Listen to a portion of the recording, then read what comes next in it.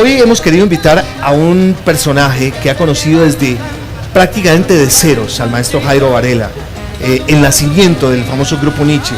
Él estuvo encargado del manejo de la orquesta desde sus inicios, estuvo muy cerquita al maestro Jairo Varela, además que obviamente manejó todo el tema de prensa, etcétera, etcétera. Sí. Es una gran persona, un gran erudito de este negocio, y es el maestro Ricardo Vicente. Un aplauso grande para Ricardo, periodista invitado. Ricardo, bienvenido a Bravísimo. Hernán, muy buenos días, Mónica, de verdad que muy agradecido. Un placer tenerlo acá. A ustedes por la invitación y muy tristes, ¿no? Sí, señor.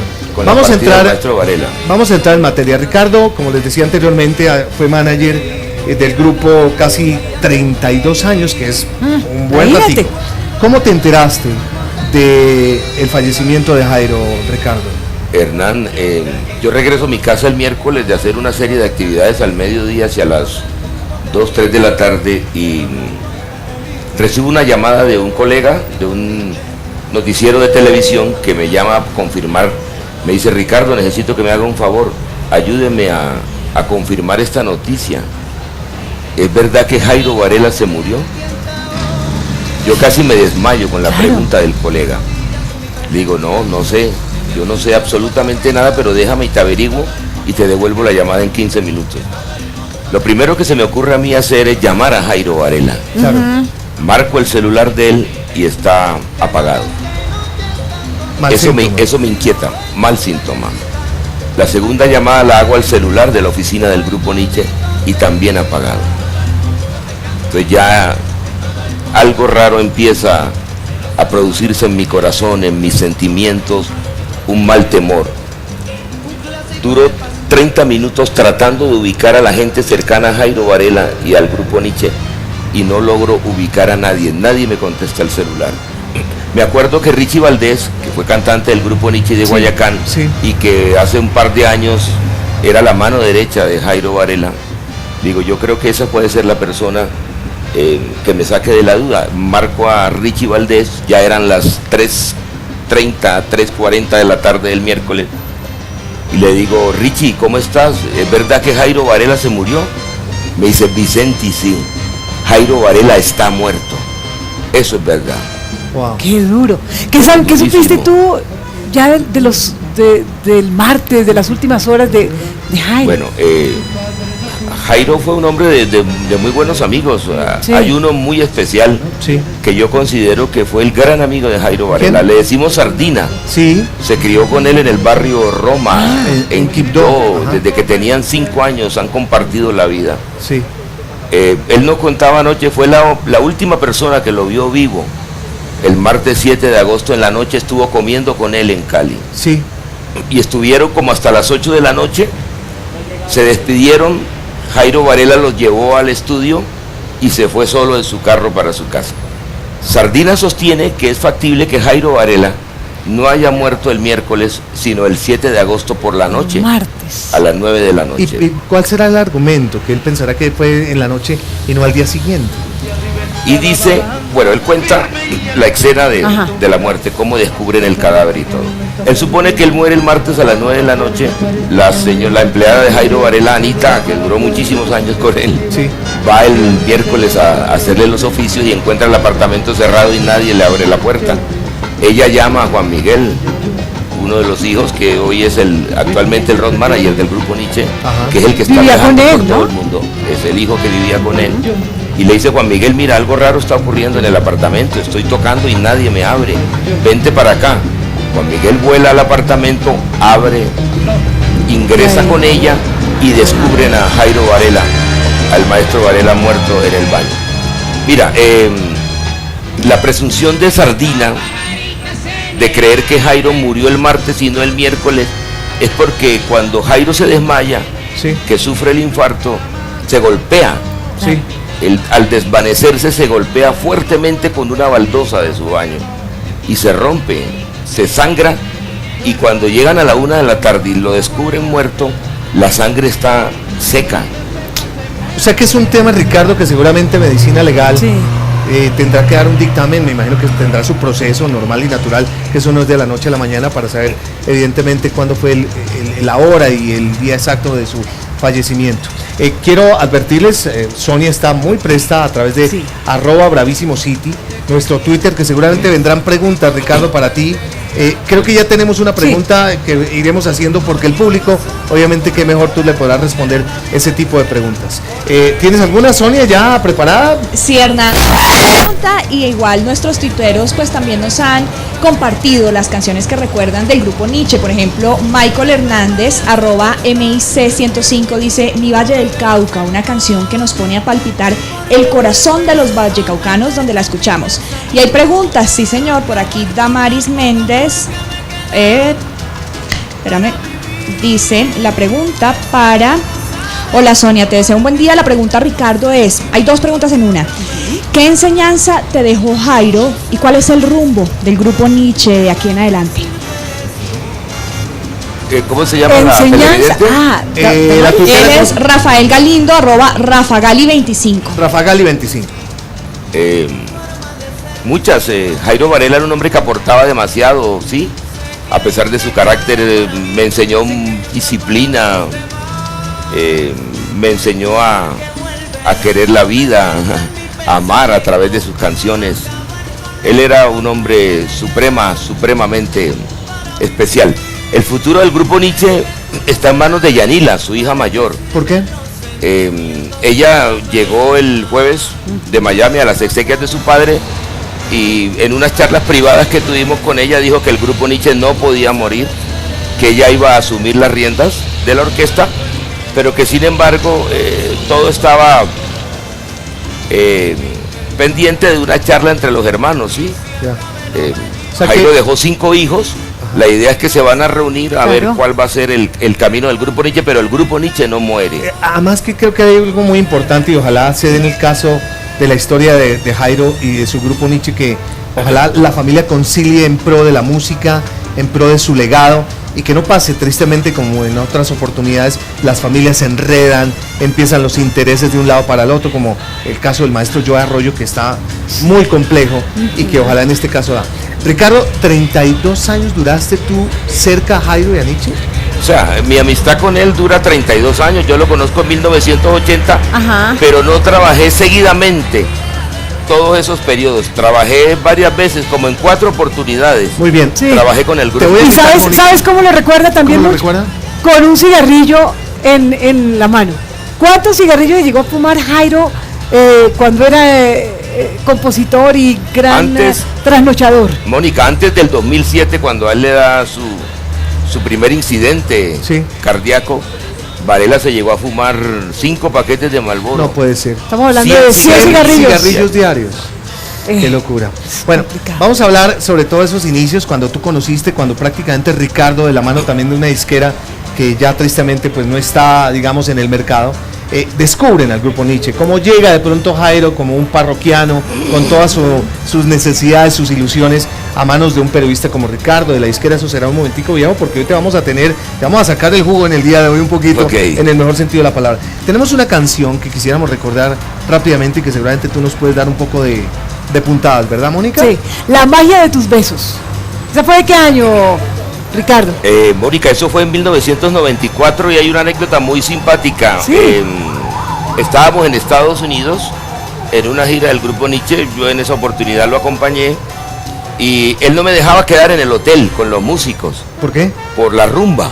Carachas. O sea, Jairo Varela era como un padre para mí, me cuidaba como un hijo. Entonces, para evitar que yo me fuera a rumbear con los músicos, yo me quedaba en su apartamento de la avenida Collins, en un cuartico de huéspedes, en 2 camas gemelas. Era un hombre muy humilde en esos aspectos. Nos acostábamos, hablábamos mucho, nos dormíamos a la 1 o 2 de la mañana y a las 3 de la madrugada estaba prendiendo la lamparita y me decía: Ricardo, ¿estás despierto? Digo, claro, maestro, estoy despierto. ¿Qué necesita? ¿Qué se le ofrece? Me decía: no, nada. Es que mira, se me acaba de ocurrir una canción y te quiero cantar un par de estrofas. Esa canción se llama La magia de tu beso. Buenos Buenos días, un saludo para todos. Bienvenido, socio, bienvenido. Mónica, Hernán, Ricardo, un placer y volver a ver a Ricardo. Hace rato no nos veíamos. ¿Verdad? Una leyenda. Una leyenda. ¿Desde qué? ¿Desde una parranda? Sé de música después de Ricardo. Mejor dicho. Willy, hemos querido también invitarte a este programa que se le hace un homenaje al maestro Jairo Varela para que compartas con nosotros. Tú eres un periodista de Raca Mandaca y la idea es compartir algunas preguntas con Ricardo, que es el que conoce la historia de cabo a rabo del maestro Jairo Varela y seguramente algunas inquietudes que podamos tener con los televidentes en el día de hoy. Sí. Ricardo nos estaba contando que hace 32 años conociste aquí en Bogotá al maestro Varela, pero esa historia tenemos que oírla de voz propia. Ok, Hernán, con mucho gusto.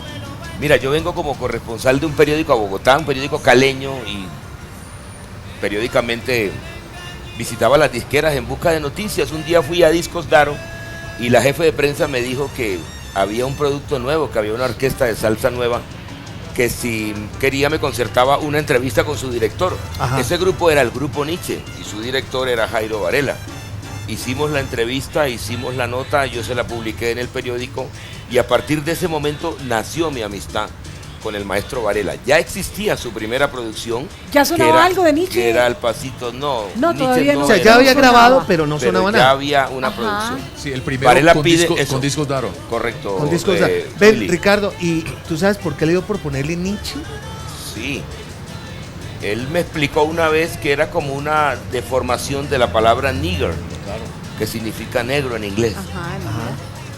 Y de ahí se quedó el Grupo Nietzsche. Mira, Willy, ¿tú tuviste la posibilidad de hacer una fiesta con Jairo Varela en ese momento, cuando apenas nacía? Sí, le hago un paréntesis, perdón, Willy. Sí. Las personas que no conocen toda la historia de Willy Vergara, Willy fue uno de los primeros promotores y gestores de las buenas y grandes discotecas en Bogotá. Sí. Obviamente tú y todo el mundo se acuerda perfectamente que Keops, que fue una de las discotecas íconos de la ciudad, pues obviamente estuvo en manos de Willy. Pero antes de eso, cuéntanos la historia con tu primer antes de negocio. Keops tuve disco, antes de disco el Funky 2, antes del Funky 2 el Funky 1, entonces fueron Funky, Disco, Mr. Funky. Keops. Hace 30 años también conocí a Jairo Varela y eran los comienzos del Grupo Nietzsche. Inclusive creo estábamos charlando y recordando con Ricardo que se estaba empezando a llamar el Grupo Nietzsche, porque sí, grabaron el primer disco con Daro, que era una disquera que se conocía porque eran muchos discos instrumentales. Y este Al Pasito fue el primer experimento que hicieron con el Grupo Nietzsche, con un cantante muy joven, creo que es Saulo Sánchez, un girardoteño, tenía solo como 13, 14 años. Y fue el primer cantante el que grabó todo ese disco Al Pasito. ¿Tú te acuerdas cuánto te cobró en ese entonces?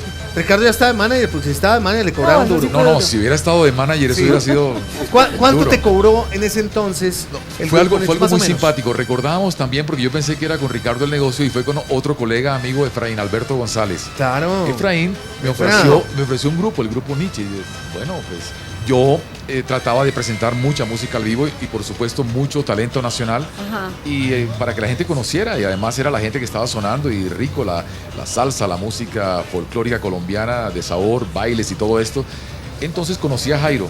Jairo vivía en el barrio Santa Fe en Bogotá. Sí. Yo fui a recogerlo a su casa, era un moreno con afro, su bigotico flaquito, y con Jairo fui en mi carro a buscarlo y empezamos a hacer como una gira por varias casas de amigos a recoger amplificadores, los parlantes, los cables, y así fue la primera fiesta con el Grupo Nietzsche. ¿Cuánto le diste? ¿Cuánto fue ahí como no la recuerdo, cosita? pero ¿Cómo les fue? ¿Sí llegó gente? No, nos fue súper bien, sí, ahí llegó gentecita. ¿Sí? Pero la gente también, ni idea, porque lo que hablábamos, nadie conocía al Grupo Nietzsche, nadie conocía al Grupo Nietzsche. El Grupo Nietzsche se movía mucho en el centro de Bogotá, en todos los rumbeaderos como La Teja Corrida, la Casa Colombia, no sé si en ese tiempo existía ya el Quiebracanto y todo Palomar. esto. Palomar, allá en la carrera quinta. 200.000 pesos por ahí. Aproximadamente. Yo pienso que entre 50 y 100.000. Ave María, que era plata. Hace 30 años. Claro que sí. No. Ricardo dinero, Willy, Hernán. acuérdense que tenemos trinadores que en este momento a través de @bravísimocity también están muy inquietos de preguntarle a ustedes dos. Pero antes de ello tenemos una mención especial y ya un trino que Sonia estará replicándolo para ustedes. Así es, Hernán, tenemos pregunta y también los tuiteros nos siguen contando las canciones favoritas. @FranciGarcía21 dice: hay tantas canciones que llegan al alma del Grupo Nietzsche, pero una de ellas es Nuestro Sueño. Gracias, Jairo. Diana Patricia Nieto también dice: crecí escuchando al Grupo Nietzsche. Bueno, muy bien. Ahí estaban algunos trinadores. Es que la gente prefiere todas las canciones, es que cada canción es una historia y hablábamos de eso. Su mamá fue poetisa, que fue doña Teresa Martínez, y él sin duda heredó toda esta magia también para escribir, ¿no? Claro, Mónica, es el ADN literario y poético. Claro, sí, Algunos detractores del maestro Varela se atrevieron a decir insolentemente, a dudar del talento creativo de Varela, que era la mamá la que diciendo escribía. que era la mamá, A eran la que le poemas escribía. de la mamá que él musicalizaba. Ricardo, eso es absolutamente falso. Aunque él siempre dijo, yo no soy poeta. O sea, yo escribo con sentimiento y sé cómo escribir canciones, pero nunca digo, yo soy una persona que tengo, digamos, la capacidad para escribir como un poeta. Él era como un cuentero, como un cronista. Exacto. Era un hombre que relataba porque él contaba historias. Todas las canciones de Nietzsche es un viaje musical, pero contado de una forma tan increíble que son canciones de pronto tristes, pero que dan alegría. Claro. Es algo impresionante. Ricardo, cuando él llega a Cali, o sea, él está en Bogotá primero, Sí, ¿no, Mónica? y Él no se le queda va aquí. bien. Y no le va bien. Le va bien. Entonces el hombre opta a decir, ¿dónde se mueve la salsa? Pues Cali, me Hay imagino. un detallito, mira, Sí. él cuando graba el primer disco le propone a Eduardo Calle, que era el dueño de la disquera, una segunda producción. Y el señor Calle le dice que no porque no pasó nada comercialmente ni en ventas. Sin embargo, le hacen un sencillo con 2 canciones que eran Primero y Qué, cantado por Álvaro del Castillo, y Las Flores también se mueren en la voz de Saulo Sánchez. Ajá. Él no queda contento con eso. Él era un hombre ambicioso, me decía, Nietzsche va a ser la mejor orquesta de Colombia. Entonces me pregunta que si yo tengo amigos disqueros en Medellín. Sí. Le digo, claro, yo venía de Medellín, de estudiar en la Bolivariana Comunicación Social. Sí. Le digo, claro que sí. Entonces digo, prepárame un material y yo se lo mando a Fernando López, Sí. de Codiscos, que era mi gran amigo. En esa época era promotor. Hoy en día es el vicepresidente de la compañía. Correcto. Yo le mando el disco y Fernando López se emociona. Llama a la oficina de Codisco, me llama a mi casa, no había celulares, no había internet. Me dice, Vicente, y pide un par de tiquetes en Bogotá y vente con ese señor Varela a Medellín, que ese producto me interesa. Fuimos a Medellín, yo viajé con Varela y firmamos el contrato en un restaurante muy famoso que creo que ya no existe de Medellín, que se llamaba La Guacatala, Sí. donde nació la bandeja paisa. Sí, cómo no. Y Y le ahí- dieron 70.000 pesos. Fue el primer pago que recibió 70. Jairo Varela y el ¿Año grupo qué? Nietzsche por 3 discos. ¿Y año qué? 1982. 82. 82, donde nace ¿Querer es poder? eso, El correcto. que después. Willy, hay muchas, pues obviamente las canciones del maestro Varela son todas. Pero la gente nos empieza a pedir, digamos, empieza uno como a recopilar algunas canciones de nuestro programa. ¿Tú tienes algún sentimiento con Sin Sentimiento? Con esa canción tan importante del maestro Varela. Sí, una canción bellísima también, claro que ¿Cierto? sí. Son canciones que es que Colombia y el mundo entero, todos le debemos mucha alegría, muchas fiestas, muchas parrandas a Jairo Varela. Maravilloso. Pues, ¿qué tal si de pronto recopilamos? Hernán, mira, ¿sí?